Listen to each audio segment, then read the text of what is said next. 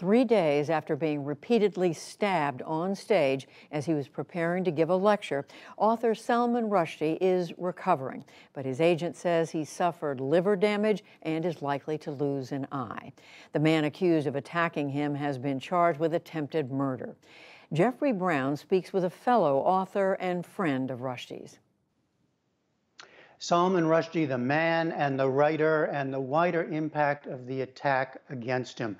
Joining me now is Ayed Akhtar. He's a Pulitzer Prize-winning playwright and novelist. He's also the current president of the free speech organization PEN America, a position previously held by Salman Rushdie himself. And Ayed Akhtar, thank you for joining us. Salman Rushdie is your friend, I know, but you've also told me that he's a role model. Tell me what he is for you. What do you see in him? Well, I grew up in a Muslim family. And, when Salman wrote the Satanic Verses in 1988 and in 1989, the fatwa came down and he was, price was put on his head by the Iranian government. It was a big event in my life, and it was a big event in my community's life and in my family's life. And that book had such a pivotal effect on my understanding of the force of literature, what writing could do, how it could question the most fundamental things you believed. And it could do so in a playful way, in a satirical way. It could do so in a brilliant way. And it could get you into a lot of trouble. Maybe that wasn't the part of it that was the role model, but it was such a powerful experience to read that book as a young person, a young writer, as a young Muslim. And it changed my life. And it really did shape so much of my body of work to come. What larger story has he been telling in his writings, including in the Satanic Verses?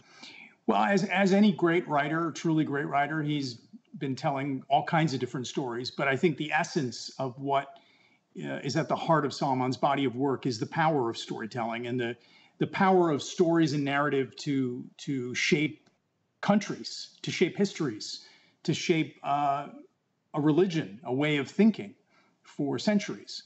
And one of the things that is so powerful about what Salman has done over the years is that he playfully, brilliantly questions and provokes and prods and tests to see whether or not those stories hold up. Like you, I have been with him in formal and informal settings and typically seen little or no security. He made a decision about how he was going to live his life. I haven't spoken to him extensively about it, but it was clear that at a certain point, Salman believed that, he couldn't, he'd spent almost a decade in hiding, and it had taken a toll. He wrote about it very eloquently in his memoir, Joseph Anton. And there was a moment at which he decided it was time to live. It was time to go back to life. I referred to the work that he's done at PEN America that you're doing now, and the other ways that he's worked in the area of freedom of expression. This became important to him, clearly, especially after his own experience? Yeah, I think understanding, PEN stood up for him very powerfully at the time. And, who would understand better the consequences of freedom of expression than Salman Rushdie because of what happened to him?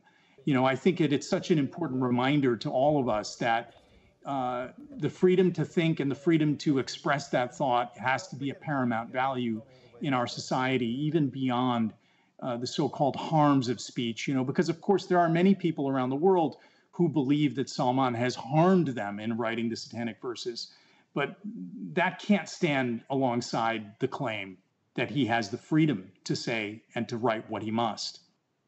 Well, what about the cause of expression now? Why does this attack matter in a larger sense? What do you see?